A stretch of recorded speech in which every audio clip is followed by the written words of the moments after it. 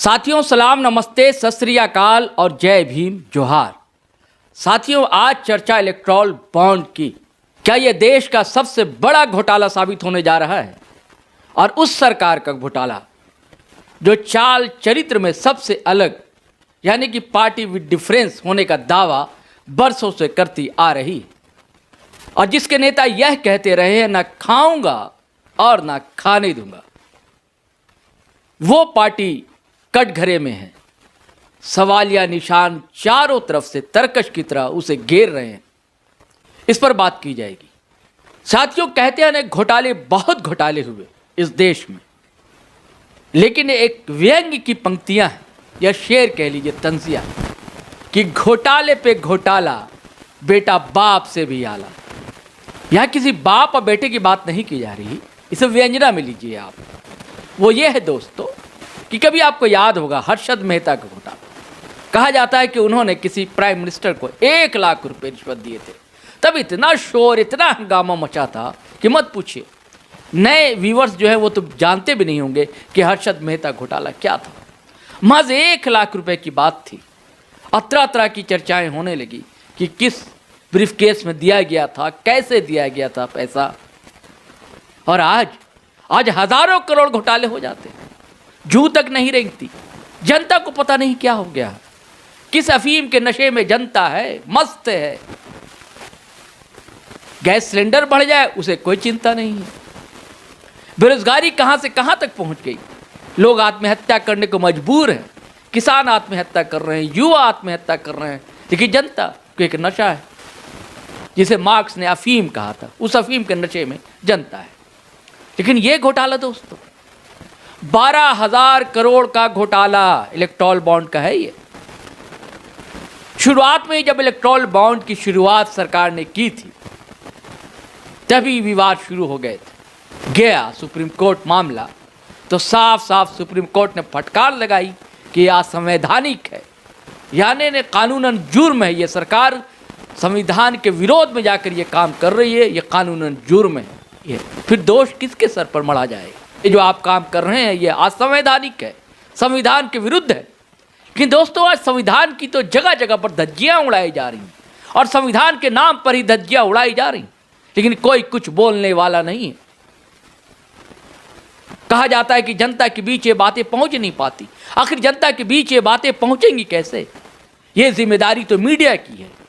और मीडिया, जिसे लोकतंत्र का चौथा स्तंभ कहा जाता था, आज मीडिया क्या कर रहा है? जनता के बीच आखिर बातें कौन लेकर जाए, किसकी जिम्मेदारी है? कहा जाता है विपक्ष बटा हुआ दिखता है, एक मुद्दे पे एकजुट नहीं दिखता, विपक्ष आंदोलन करने को राजी नहीं है। तो क्या आने वाला चुनाव जनता लड़ेगी? ये जनता को तय करना होगा, ये चुनाव होगा कैसे। लेकिन मैं शायद दोस्तों भटक रहा हूं। बात है इलेक्टोरल बॉन्ड की, और इलेक्टोरल बॉन्ड में 12,000 करोड़ रुपए की बातें। असली बात यह नहीं है कि पार्टियों को चंदा दिया गया। ये हमेशा पार्टियां जो है चंदों से चलती रही। सवाल इसका है, क्या किसी को ब्लैकमेल कर कर उसे चंदा उगाही की जाएगी? जैसे कि कई फिल्में आई, आपने देखा होगा, हफ्ता वसूली करते हैं लोग। क्या ये हफ्ता वसूली चल रही थी सरकार में? कौन हफ्ता वसूल रहा था? देखिए, जब सुप्रीम कोर्ट मामला पहुंचता है तो क्या एक्शन एसबीआई लेता है? स्टेट बैंक ऑफ इंडिया कहता है कि हमारे पास टाइम नहीं है, हम 30 जून से पहले आपको कोई भी जानकारी नहीं दे सकते हैं। लेकिन जब फिर फटकार लगती है सुप्रीम कोर्ट की, तो हिल जाता है एसबीआई। अब फिर जब कहती है सुप्रीम कोर्ट कि 1 दिन के अंदर, 24 घंटे के अंदर हमें सारी रिपोर्ट चाहिए, लेकिन फिर चालाकी कर ली जाती है सरकार की जानिब से। एसबीआई सारा डाटा तो प्रस्तुत करती है, उसके बाद चुनाव आयोग भी अपनी वेबसाइट पर कल शाम तक अपलोड कर देता है सारी जानकारी। उसके बाद क्या होता है, चलिए साथियों, हम इसके बारे में बताएंगे आपको, और बताएंगे कि प्रमुख विपक्षी दल के नेता राहुल गांधी ने इस पर क्या कहा आज शाम में, यह भी हम आपको सुनवाएंगे। लेकिन इससे पहले साथियों, हमारे YouTube channel GT road live आप ज़रूर सब्सक्राइब कर लें, और अगर फेसबुक पर देख रहे हैं तो फॉलो करना हरगिज़ ना भूलें साथियों। और वीडियो ज़्यादा से ज़्यादा शेयर किया कीजिए, लाइक किया कीजिए और कमेंट किया कीजिए। और साथियों, यदि और आप हमारा साथ देना चाहते हैं तो थोड़ी बहुत आप हमारी आर्थिक मदद भी कर सकते हैं। हमारा यूपीआई नंबर है 8083557257। आप फ़ोन पे, गूगल पे कर सकते हैं। तो साथियों देखिए, चालाकी क्या की एसबीआई ने। चालाकी ये कि उसने सारी जानकारी तो दे दी, किसने बॉन्ड खरीदे, कितने के खरीदे और पार्टियों के दिए, लेकिन कौन सा बॉन्ड जो था किस पार्टी को मिला, यानी कि किस पार्टी को कितना चंदा मिला, इसकी पूरी जानकारी, यानी कि ये जो एक यूनिक आईडी थी वो छुपा ली गई। और ये चालाकी सुप्रीम कोर्ट ने भांप लिया और फिर फटकार लगी सुप्रीम कोर्ट की। और आज सुप्रीम कोर्ट ने कहा यह क्या तरीका है, आप यूनिक आईडी देंगे, आपने आधी अधूरी जानकारी दी है। अब यह जानकारी देने से क्यों बचती है सरकार, यह सवाल है दोस्तों, क्यों बच रही है। आप तो कहते हैं कि पार्टी विद डिफरेंस है, आप तो कहते हैं ना खाऊंगा ना खाने दूंगा, लेकिन फिर सवाल उठता है कि ऐसी कई कंपनियां हैं, कई खबरें आई, ये मेन स्ट्रीम मीडिया में तो खबरें आई नहीं, जो वैकल्पिक मीडिया है वहां खबरें आई, इन्वेस्टिगेटिव रिपोर्टिंग आई दोस्तों, कि इलेक्ट्रॉल बॉन्ड के अलावा भी कई प्रकार के चंदे लिए गए, कई कंपनियों से चंदे लिए गए और उनसे लिए गए जिनको सीबीआई, ईडी इन सबसे डराया गया, जहां छापे पड़े उनसे चंदे लिए गए। सवाल इसका है दोस्तों, मैंने पहले भी कहा था कि चंदे से तो पार्टियां चलती, लेकिन यह क्या तरीका है, एक्सटॉर्शन का तरीका क्या है, क्या आप डराएंगे, धमकाएंगे, सरकारी एजेंसियों का दुरुपयोग करेंगे, उसके बाद बड़े लोगों से, बड़े उद्योगपति से, कॉर्पोरेट से चंदे लेंगे और उसके बाद जो पार्टी चंदा देगी उसे ठेके दे दिए जाएंगे। अभी एक बड़े वकील कहते कि महाराष्ट्र में एक बड़ी कंपनी ने चंदे इलेक्ट्रॉल बॉन्ड खरीदा, करोड़ों के, हजारों के, और उसको वहां 14,000 करोड़ के महाराष्ट्र में ठेके दे दिए गए। और सबसे बड़ा सवाल है, यह सरकार राष्ट्रवादी कहती है, और दोस्तों पाकिस्तान की एक कंपनी इलेक्ट्रॉल बॉन्ड खरीदती है और चंदा देती है करोड़ों के, हजारों के, करोड़ों के। एक कंपनी का नाम आ रहा है, वो पाकिस्तान की कंपनी। तो यह कैसा तरीका है कि हम ऐसी कंपनी से लेते हैं पैसे, और कहा जाता है कि पुलवामा अटैक के आसपास की बात है कि उससे पैसे लिए गए इलेक्ट्रॉल बॉन्ड के माध्यम से। यह क्या हो रहा है देश में। जनता के बीच ले जाने की जिम्मेदारी पत्रकारों को भी बनती है। पत्रकार जो है लोकतंत्र का चौथा स्तंभ कहा जाता है। पत्रकार किसी पार्टी का नहीं होता है। कांग्रेस के दौर में भी हम जैसे पत्रकारों ने जब 2G घोटाले हुए थे तो लगातार आवाजें उठाई थी। उसका नतीजा था कि सरकार बदली गई। सरकार क्यों बदली गई थी? भ्रष्टाचार के मुद्दे पर ही तो बदली गई थी। एक नया चेहरा लोगों को लग रहा था कि नरेंद्र मोदी साफ सुथरी छवि है इनकी, विकास पुरुष हैं, जैसा मीडिया बता रही थी तब। अब भ्रष्टाचार इस सरकार में नहीं होगा। लेकिन क्या हुआ? कोर्ट का एक निर्णय बताता है कि जहां भी ईडी, सीबीआई के छापे ज्यादातर वहीं पड़े हैं जो कि गैर भाजपाई नेता हैं, उनके घरों पर छापे पड़े, 1000 से अधिक छापे। आसिफ नेताओं, अब तो खुले आम सब कोई समझ रहा भाई कि छापे वहीं पड़ने हैं। आसिफ समझ नहीं रहा है। भाजपा के सांसद ने भी मजाक में सदन के अंदर कह दिया था, चुप रहिए नहीं तो आपके यहां छापे पड़ जाएंगे। यह सच था जो जबान पर आ गया था। सच है जो कहने से लोग डरते हैं। सच तो कहना पड़ेगा दोस्तों। आपकी एक जिम्मेदारी होती है। अगर आप देश के नागरिक हैं तो यह देशभक्ति है कि देश में कहीं कुछ गलत हो रहा तो उसके खिलाफ आवाज उठानी होगी। देश के लिए ईमानदार होना यह देशभक्ति है। यह कैसी देशभक्ति है? हम ऐसे देश की कंपनी से पैसा लेते हैं और अपने चुनावी बॉन्ड में लेते हैं, इलेक्ट्रॉल बॉन्ड के नाम पर लिया जाता है। यह क्या है? तो क्या यह बड़ा घोटाला साबित होगा? अब कोर्ट ने तो यूनिक आईडी मांग ली है, अब मजबूरी है एसबीआई की, लेकिन फंसी हुई है सरकार। सरकार चुप क्यों है? भाजपा के लोग, एनडीए के नेता चुप क्यों हैं? कोई बयान क्यों नहीं आ रहा? ये चुप्पी क्या कहती है? ये सन्नाटा क्यों पसरा हुआ है? साथियों, मैंने 2-3 बातें आपसे कही। पहला, बड़ा घोटाला है, बिल्कुल होने हो है ये। अगर साफ साफ नीर छीट की तरह, दूध का दूध, पानी के पानी की तरह अगर जांच हो जाए तो अब तक का देश का सबसे बड़ा घोटाला साबित होगा। अब किस सरकार के दौर में हो रहा है? उस पार्टी के दौर में जो पार्टी विद डिफरेंस कहती है, जो कहती रही है कि चाल चरित्र में हम बिल्कुल अलग हैं, उस पार्टी के दौर में ये होने जा रहा। उस पार्टी के दौर में होने जा रहा जिसका नेता कहता है न खाऊंगा और न खाने दूंगा।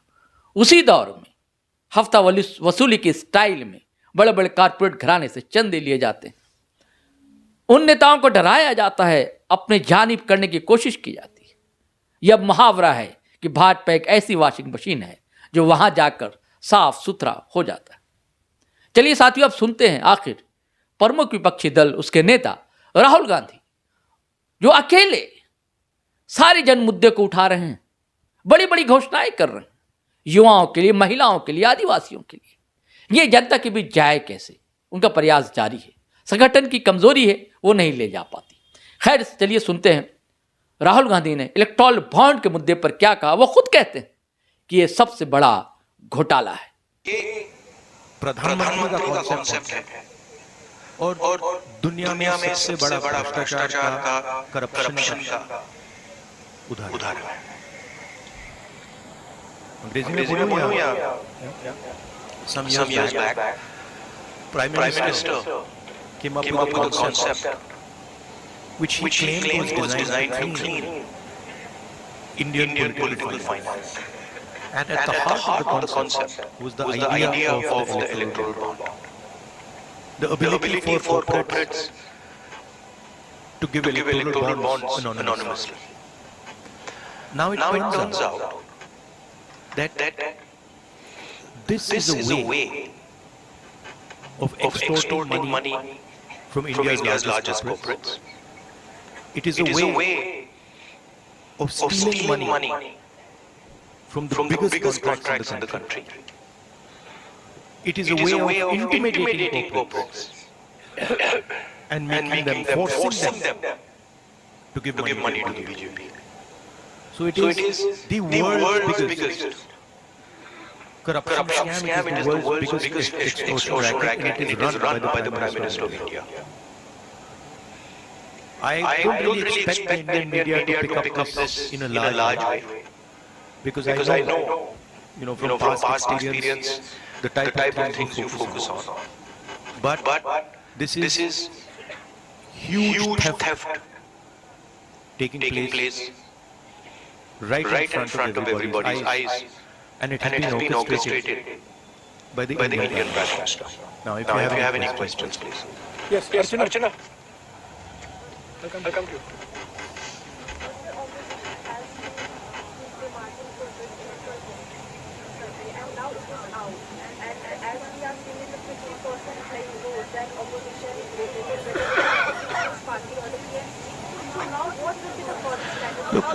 Look, the question is not whether it is 10%, 20%, 50% more. The question is that none of the opposition parties have access to contracts at the national level. None of the opposition parties are giving highway contracts, are giving defense contracts to these people. Okay? So none of the opposition parties are controlling the CBI. None of the opposition parties are putting Pegasus on people's phones. None of the opposition parties are controlling the income tax department. None of the opposition parties are controlling the extortion directorate. These are all controlled directly by the BJP and by the Prime Minister of India. And what we are seeing is criminal extortion from corporate India. Every single corporate knows this. They are scared, they are pressured, but this is what is going on. The question here is not opposition. The question here is that months after a contract is given, the corporate is suddenly giving electoral bonds to the BJP.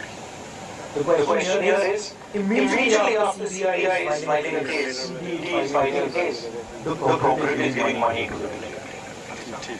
This is the issue here. Right? And it is blatant, and it is run by the Prime Minister of India. Yes.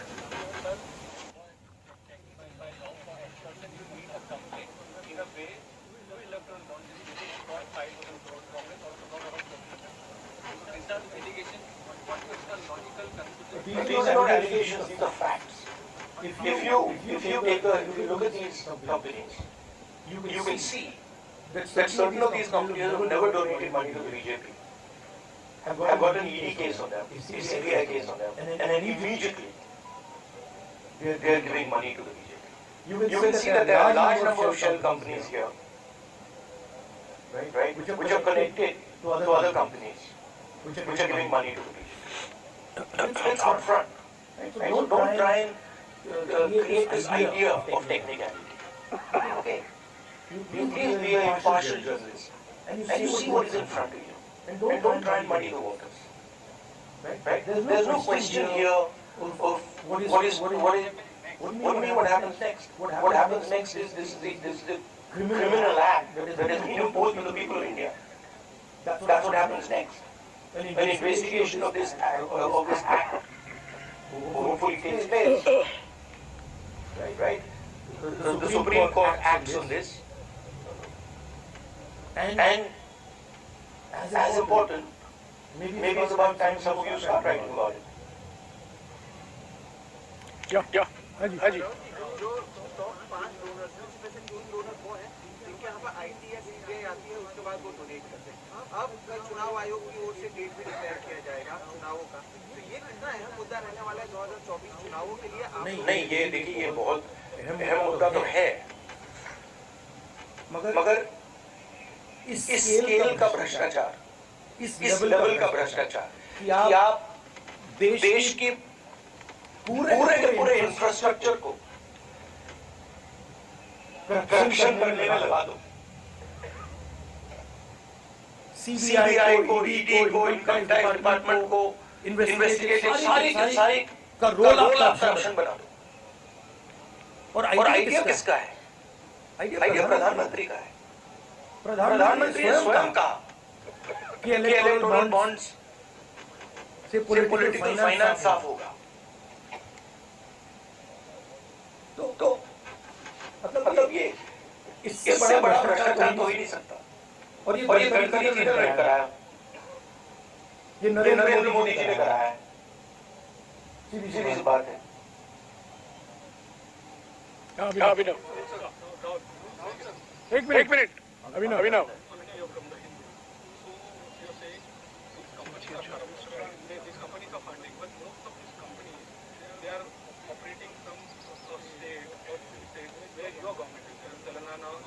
Karnataka, and they are getting mega, for example, MEIL, Mega Engineering Infrastructure and Infrastructure Private Limited, and they got projects in your government in the state. No, you're wrong. Our government in Telangana has come a few months ago. No, actually you're wrong. That's not what happened. Again, we are not controlling the ED, we are not controlling the CBI, we are not controlling the income tax department, and there is no correlation between our contracts and between contracts and funding to us. Please take a good look at the dates of these things and you will see that there is a correlation between these things and the BJP. हाँ जी, एक minute Ajit.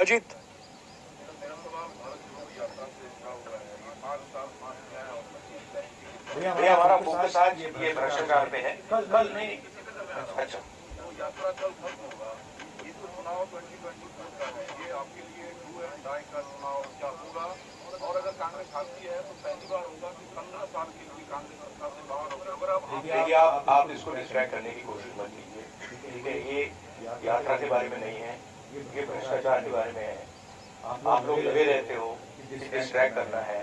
Reality ये है कि सबसे बड़ा भ्रष्टाचार हिंदुस्तान की history में, हिंदुस्तान के पूरे इंस्टीट्यूशन को लेकर नरेंद्र मोदी ने किया है, ठीक है? तो आप काइंडली इसको डिस्ट्रैक्ट करने की कोशिश मत कीजिए, बड़ा ऑब्वियस हो जाता है, तब लोगों को समझ आ जाता है।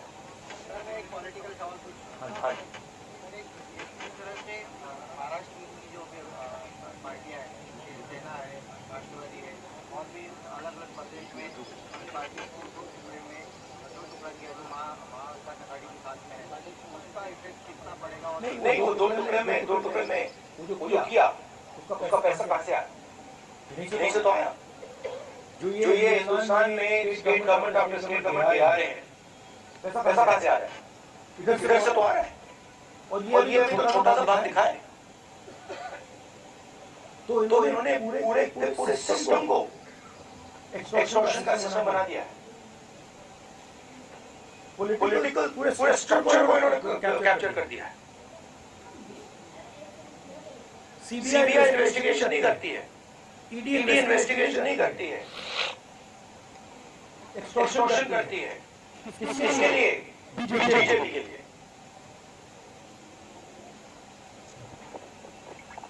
हाँ जी एक मिनट हो गया, सवाल हो गया कि ये जो पार्टी थोड़ा कैमरा मत दीजिए, कैमरा के नीचे रखिएगा, ये उसको ऑफ कर दीजिए। ये पार्टी को जो तोड़ा गया उसको बीजेपी ने सेंट्रल लीडरशिप में तोड़वाया। कांग्रेस से वो तो मतलब हमेशा वही काम करते रहते हैं। उन्होंने हमको पैसा दिया, ये भी सब जानते हैं, पूरा महाराष्ट्र जानता है पैसा कहाँ से आया। मैं आपको बता रहा हूँ पैसा कहाँ से आया। बट सबसे बड़े कॉन्ट्रैक्ट्स हैं, उसका हिस्सा लेकर बीजेपी ने सुधार कराया। तो नीति हाँ जी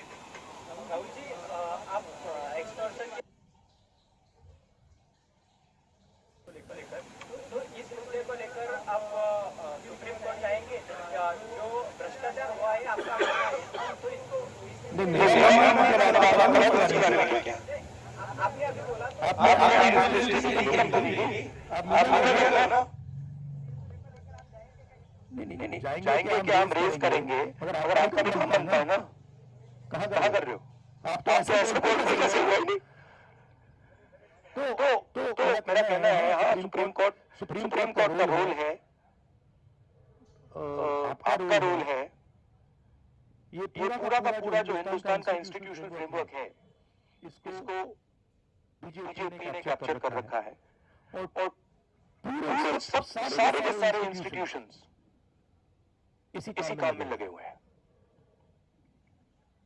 ये एंटी नेशनल एक्टिविटी हो रही है, इससे बड़ी एंटी नेशनल एक्टिविटी हो ही नहीं सकती। और दुनिया में सबसे बड़े लेवल पे हो रही है, सबसे मतलब मैक्सिमम जैसे किया जा सकता है वैसे किया जा रहा है हिंदुस्तान में।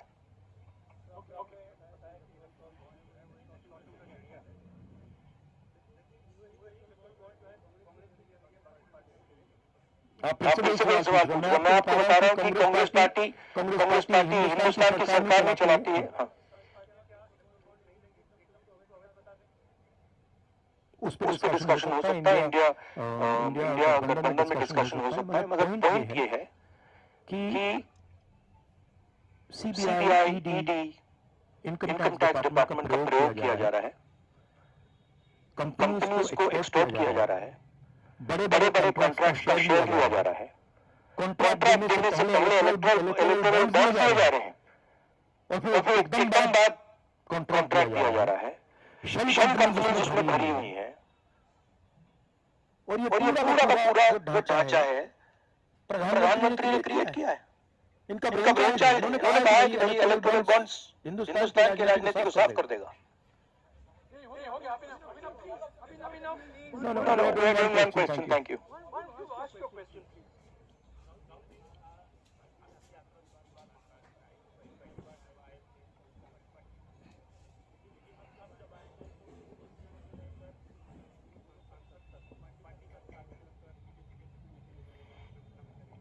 नहीं देखिए, पार्टी साथ छोड़ के नहीं गए हैं।